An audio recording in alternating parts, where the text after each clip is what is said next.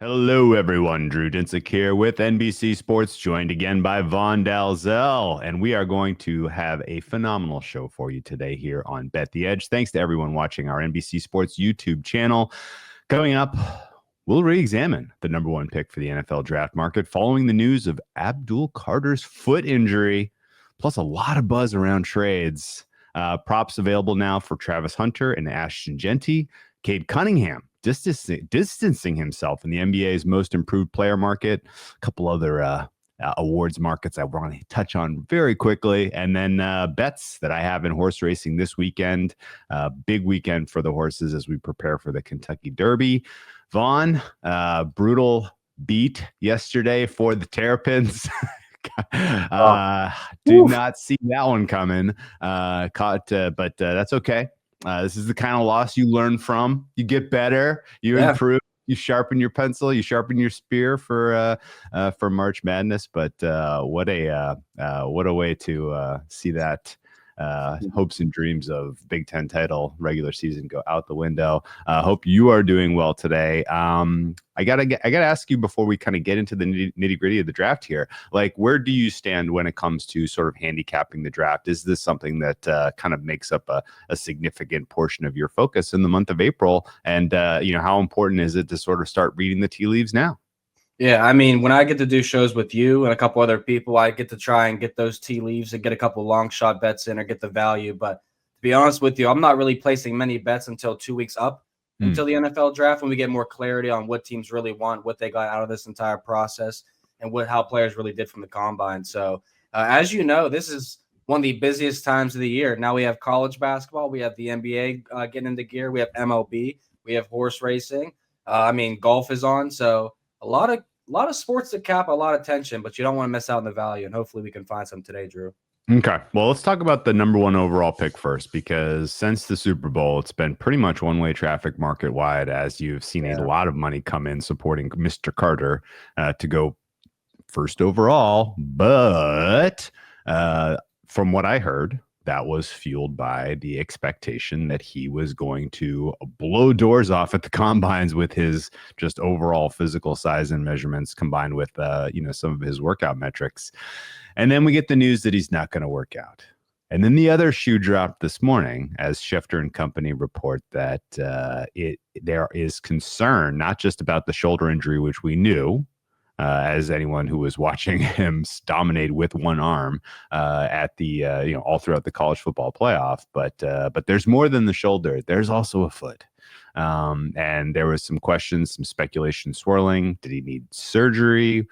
This some sort of stress reaction? Not a doctor. Don't know what that means, but I will tell you that kind of the cloak and dagger stuff is saying no surgery, no pin, that he's just going to be able to rehab and be fine and be ready to go, and that this might all just be a little bit of a little bit of smoke to kind of throw a little bit of cold water for whatever reason. But what do you think that there is a specific direction that the number one overall pick takes? And in particular, I guess, do you think that the current news cycle around Carter makes it more likely that the Titans either trade down to go after him or change their direction and think more sincerely about a quarterback? Yeah, I mean, he's probably the best available player, right, in this draft, you would think. I mean, he is a game record for sure. And if Cleveland, does move on indeed from Myles Garrett, which all seems like it's going to happen, Carter's like the perfect fit, right, to replace a guy like that, you would imagine. You just don't want him missing a majority of his rookie season. So I think Tennessee, they hold all the cards. I think you really can't go wrong with either guy at the number one pick, Cam Ward or Carter. And I think, the NFL, you desperately need the quarterback, right? That is your franchise guy. So I think you definitely take Cam Ward no matter what the odds are. But to be honest with you, if you're a Carter supporter, I mean, the odds are in your favor right now. It's not going to be any better than that, Drew. Am I right? Like in the next few weeks, you expect Carter probably to become the favorite once this news goes back to he is okay. He can play week one of the NFL season. There's one other wrinkle. When I last talked about this with Jay, I kind of implied the minute that you see here that a trade is kind of in the works for the number one overall, that the the target of that trade would be Ward. And I'm starting to hear some pretty sincere rumblings that the Giants and the Titans are looking to swap 1-3. The Giants moving up or not moving up for Carter. They're actually getting Cam Ward. Yeah, so there's if this kind of equalizes, if there is an entry point and any kind of liquidity for Ward that's not laying big numbers that you got to sit on for 2 months, then I think that's the bet. But right now, I think there is the expectation here, and really the latest shift, and I guess we should just say it out loud. You can find Cam Ward right now first overall at minus 155. Carter is plus 130. It drifted in some places to at one point plus 300 today before more Carter support showed up. Hunter is a distant third at plus 750 right now, and I don't know if you can name the last time that there was a cornerback taken first overall, Vaughn, but it's only ever happened one time in the history of the NFL. I'm usually so good at these things, and I couldn't tell you. It was well before our time. I believe it was 1955, and it was Triple G. Gary Guyton? No. Not the Night Train Lane? That's crazy. Wasn't the Night Train Lane. So yes, it is exceedingly rare that cornerbacks are taken that high. Some of it is positional value. Some of it is it's tough to project cornerbacks being that good, even if we really believe in Hunter. So I think right now you're probably at a little bit of a low spot here on Ward at minus 155. And as sort of the rumor mill continues to heat up, then I would keep an eye on Giants trading up to 1. So what's your fair value then on Ward? Because it sounds like no matter what, you're pretty confident one of these two teams will take a quarterback number 1. I think it only happens via trade. I am getting the sense that the Titans are out. Okay. I think if the deal falls through and the Titans can't make a swap-a-rooney, then I think they take Carter. I think that's plan B for them. But plan A, I think, is to get future assets. And I think one of the reasons that the rumor mill is spinning up on Giants trading up is because I think they know they're out of the Matt Stafford sweepstakes. Tons of smoke and I don't want to say like foregone conclusion type of smoke, but tons of, relatively high confidence reporting out there about Stafford, as his destination, if it's not LA, is probably going to be Las Vegas, which means that the Giants don't have an answer at quarterback. I'm not sure if you've heard this rumor, but Aaron Rodgers potentially signaling to the Giants, "I'm willing to come over," and I think that was received coolly in terms of this guy's going to save our jobs. I don't think so. So yes, Giants kind of drafting the quarterback and kind of hitting the reset and giving their coach and GM like a longer leash as far as employment seems likely to be, and whether they sit tight and take a quarterback third, or whether they pull the swap and go for the guy that they have higher confidence in Ward, I think is really the key question. So that's the landscape I see right now. And to answer your question very specifically, my fair on Ward right now would be in the minus 250 range. Okay, I like it then. I think I might have to lock that in with you, man. Yeah, I'm nervous. I'm nervous of what could happen for Shedeur Sanders. I was a big supporter in this year, but it seems like he's falling out of that conversation. And yeah, I'm curious to hear where you think him and Travis Hunter will go.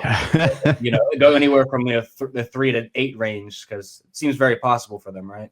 Did you have a sincere opinion on Cam Ward and his potential to make the step forward? He's a rocket. NFL? He is a rocket. And he's very competitive too. Everything I've seen of him, I like his attitude too, which I think is very important. Like him, I saw clips of him and Shedeur Sanders working out together. Don't know if you saw that, but everything that Shedeur Sanders said, Cam Ward pretty much had a comeback for, or like, you should be competing with me. And Cam Ward, I think he wants to be number 1. He wants to be that franchise guy, and I believe he can be. Outside of those few boo-boos he had this year in the first quarter where he'll have a random fumble or throw an interception, come out unfocused.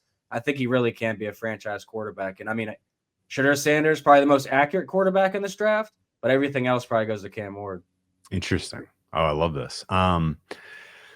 I'm also I'm getting a whiff, I'm getting a sense, and I know, that Sanders, I don't really have a strong opinion on his quality of play or his ability to leap to the next level, but I am also getting a sense that there may only be one rookie who starts wire to wire, and it's Ward, which to me has me the most interested in. If he does go to the Giants and he is throwing passes to Malik Neighbors, like rookie of the year should probably be minus odds.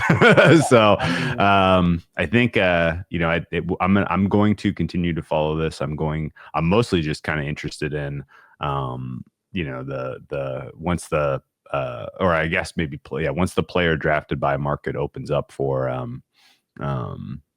Cam Ward. I think that will be a fun one to see what kind of price they hang for Giants if it happens before they make the actual trade.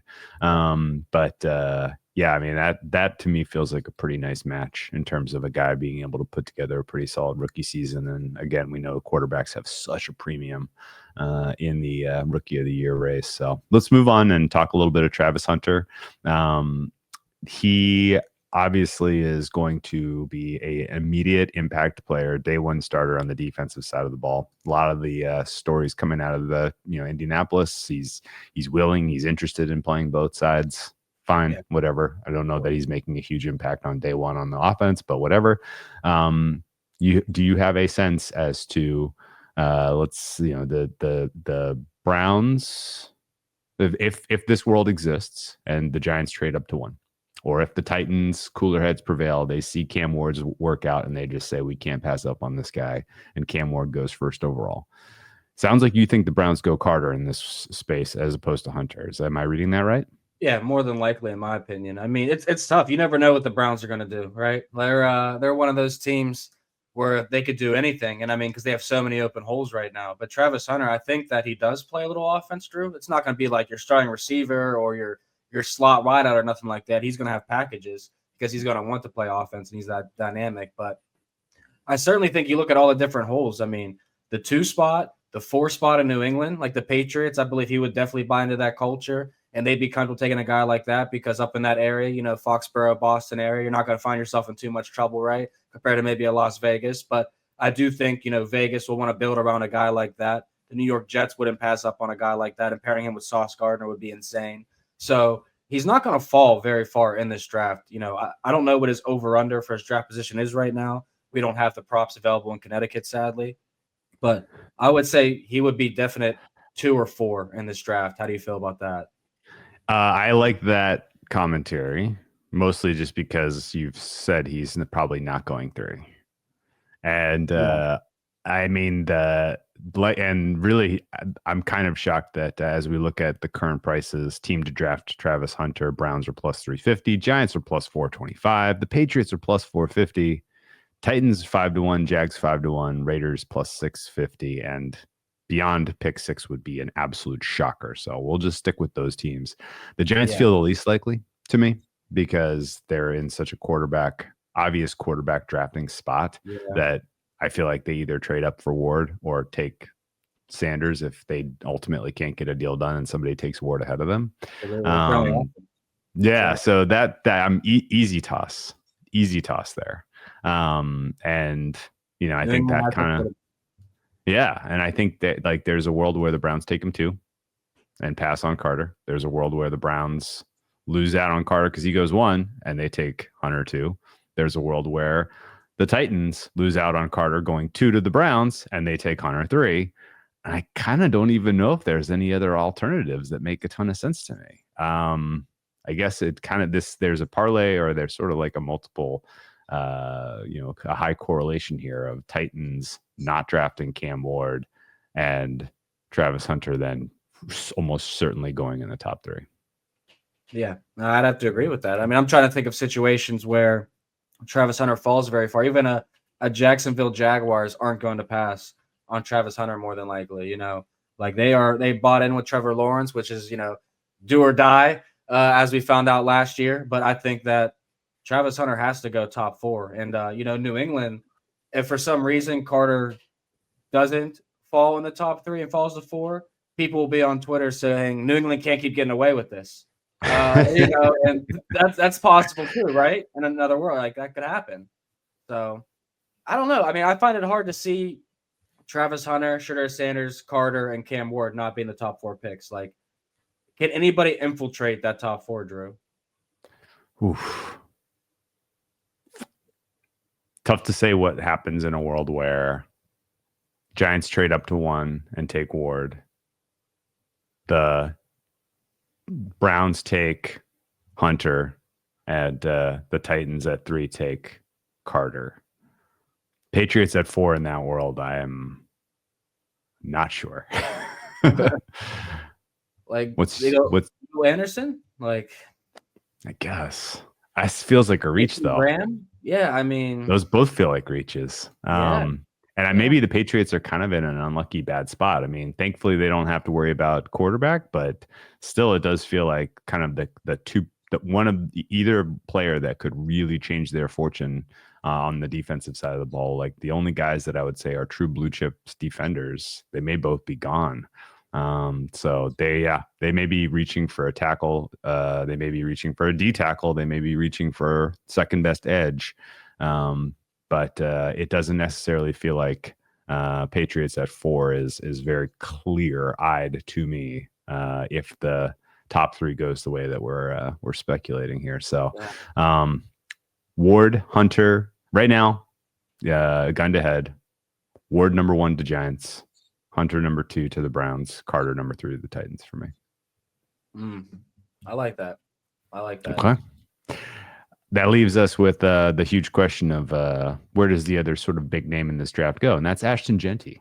Jeanty right now, plus 225 to be a Cowboy, plus 350 to be a Raider, plus 350 to be a Bear, 6-1 to be a Bronco, 12-1 to be a Steeler, 14-1 to be a Bengal, 16-1 to be a Viking.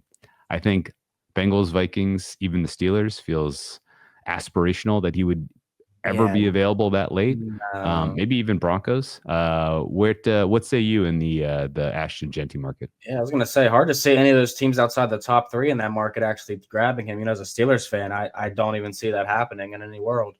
Cowboys, Raiders, Bears, all very likely. I think the Bears should absolutely smarten up.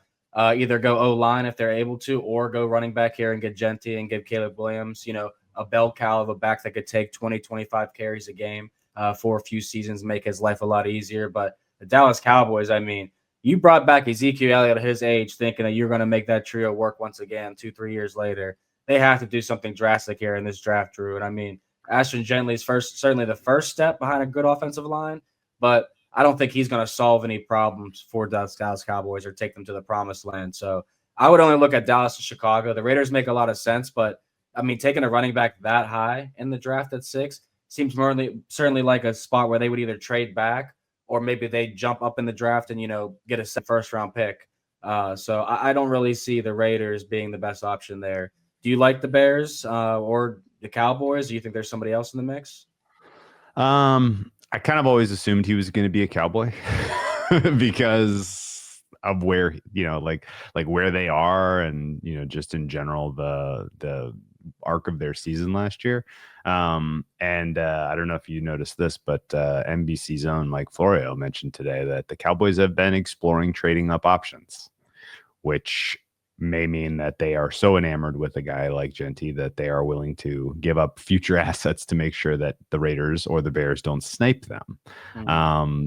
So I have no idea the veracity of that at all. But 225 to be a Cowboy feels pretty likely to me, if I'm being honest. Yeah, no, I totally agree. I mean, they're going to have to be active. Like Chicago, it's going to be hard for me to imagine. Like they're probably going to go O-line or running back there in that spot. And I mean, the domino's going to fall in a lot of ways, Drew. But I think Ashton Jeanty ends up in Dallas or Chicago. It has to be. Yeah. Did you hear about sort of just general interest in the part of the Raiders in Jeanty? Does that come across your timeline yet? It hasn't. Okay. What should I be looking for? Well, I was just curious if you heard about it because it has come across my timeline, but when I read it, I was like, oh, the Raiders are trying to bait the Cowboys into a trade up. Which probably wouldn't be that difficult to do. Well, I mean, the Cowboys are notoriously stand pat, but if they really like a guy and they think, they obviously think they're in win now mode, it does feel like the right fit. And the Raiders floating that interest in being at the 6 but also being interested in wide receiver 1 in the Arizona young man whose name I don't know how to pronounce yet because I haven't heard it enough times. But is it McMillan? I think. Yeah. McMillan. Yeah, McMillan, I think, is their actual target, and they're floating Jeanty to see if they can pull the old switcheroo 6-12, and then McMillan be available for them at 12 because his market is a little cool for whatever reason. So, color me a. I'm going to put my tinfoil hat conspiracy theory into this one, and I think somebody finagles future picks out of the Cowboys to move up and take Ashton Jeanty in the top 10.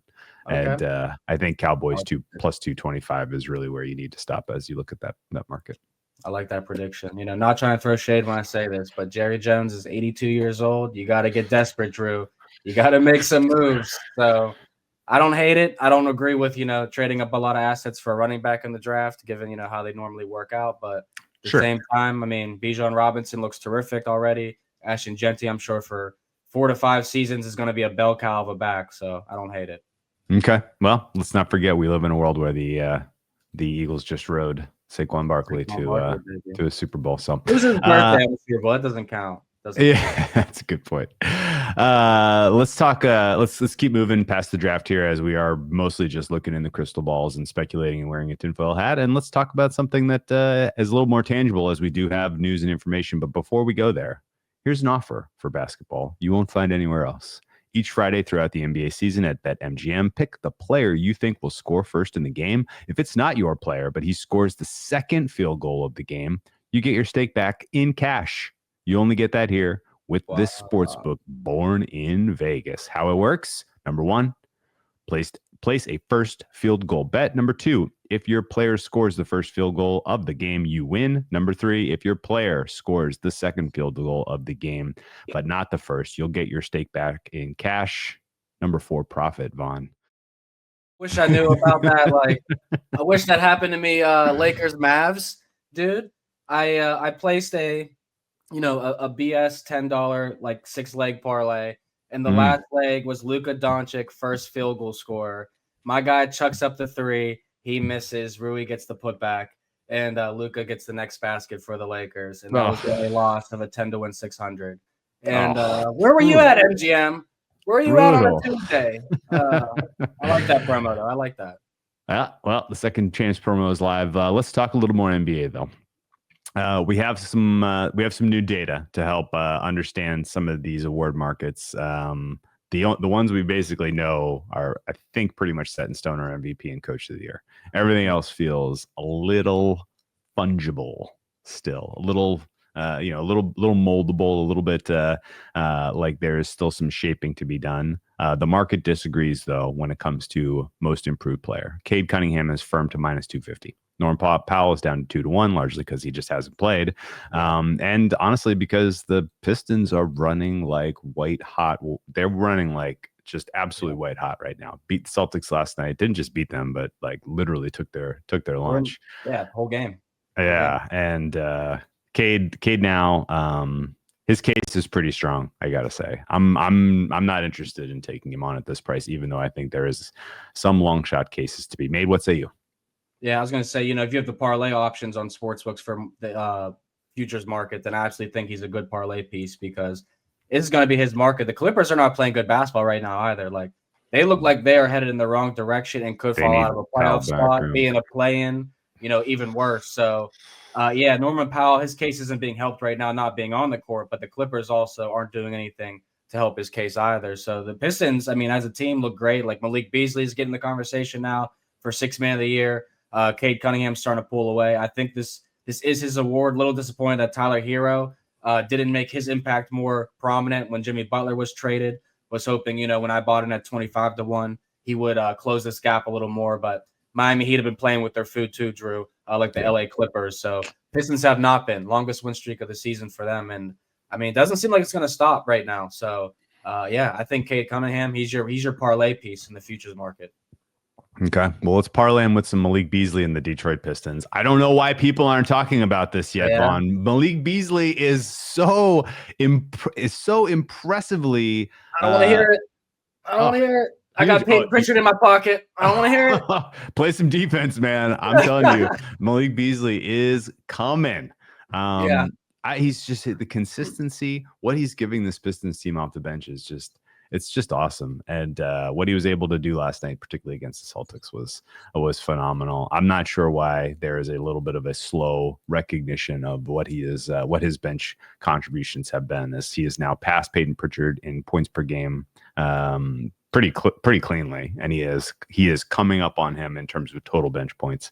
So keep an eye there. I will also say that the market that is finally bending to our will, clutch player of the year. Did you see last night that Mr. Jalen Brunson went on a little 9-0 run in the clutch to win a game? Yes, it happened against the absolutely useless 76ers, but that's not important. Jalen Brunson is clutch, and he is now the favorite in that market. That absolutely delights me, as Jay made a very strong case that the Knicks were going to start campaigning for him, and we haven't even gotten there yet. This is just like he's just flat out doing his part, which is exciting. And Brunson, let's get Brunson clutch home. Every time I see the guy on the court, all I can think of is clutch. It's become synonymous.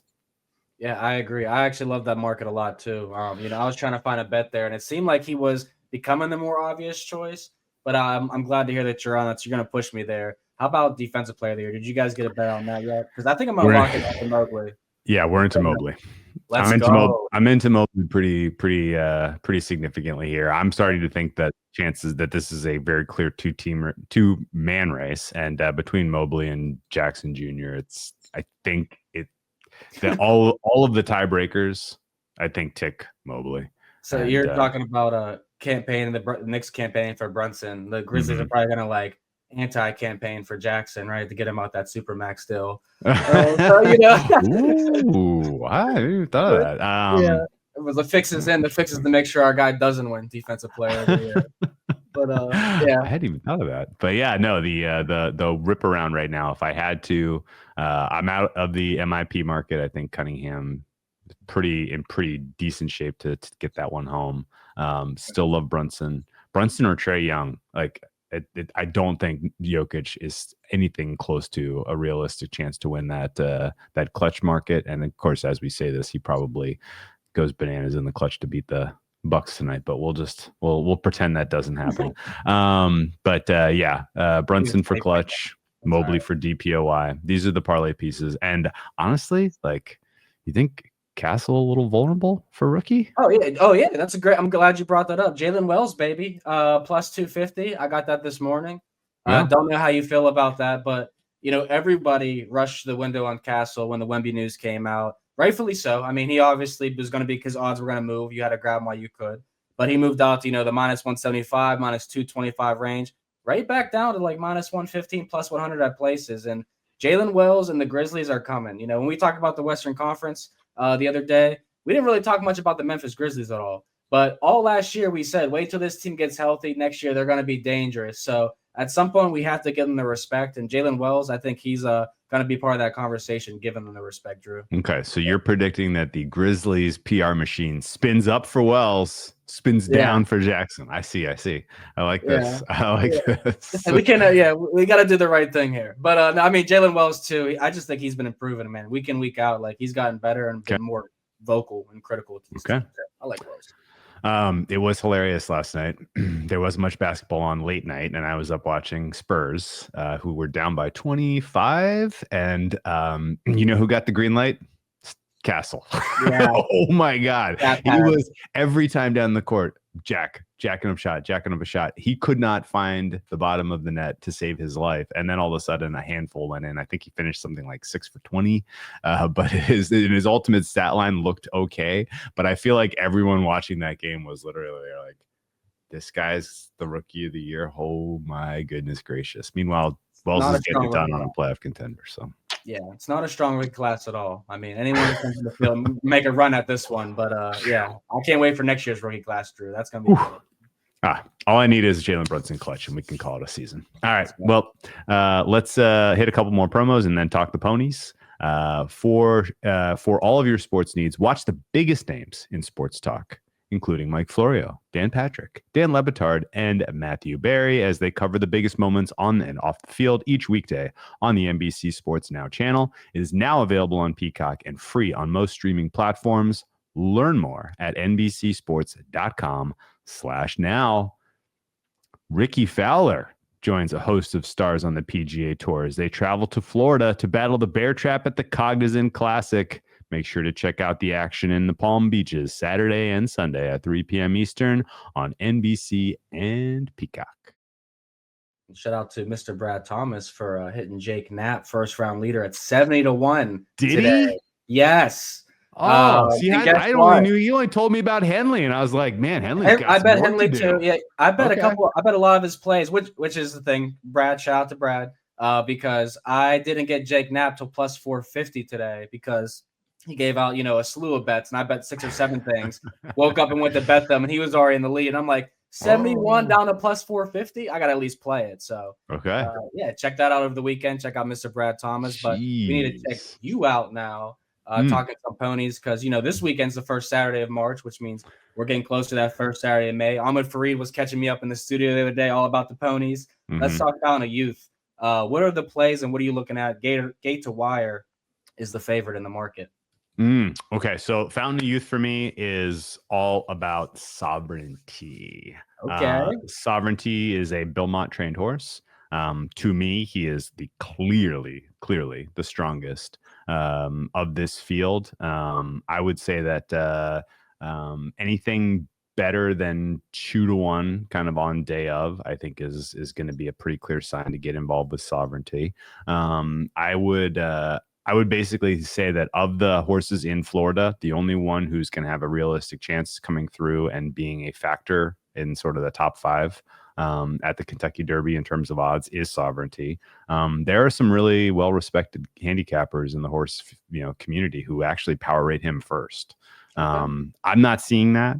I think it would be pretty shocking if my top 3 at the end of the day aren't 3 Baffert horses based on everything that I've seen to this point on the trail. But Sovereignty can deliver, I think, a momentum shifting win in the futures pools if he stomps what is otherwise a somewhat weak field down at the Fountain of Youth. The way it kind of the prep works, Vaughn, is they have little, everybody's kind of got their little satellite locations, right? They run some prep races in California, Florida, Louisiana, Arkansas, Kentucky, New York, right? And then they all come together for the Derby. And it's a fun kind of game to figure out which of those little clusters was sort of the strongest, right? And Florida cluster to me looks pretty weak, which is why I think Sovereignty basically, he should be able to, have his wow moment, I think, on Saturday. Okay. Well, I can't wait to see that then. Who do you like in the San Felipe Stakes? You taking another not odds on favorite here? Okay, so if you said gun to head, who are we betting for the Derby in the futures pool right now? It is a horse in the San Felipe Stakes, and it is Barnes. Okay. He is even odds to win this race. It's a small field. It's 6. The second choice in this race is another Baffert trained horse, Rodriguez. So Barnes and Rodriguez are both Baffert horses. And, I think in general, the futures pool that I want to say Barnes might be at the top. He's either first or second right now. The other horse being Citizen Bull, another Baffert horse who's not running the San Felipe and will probably be the top choice in the Santa Anita Stakes in about a month. But Barnes needs to run well here, I think, to solidify a lot of people's hopes and dreams that he's a guy.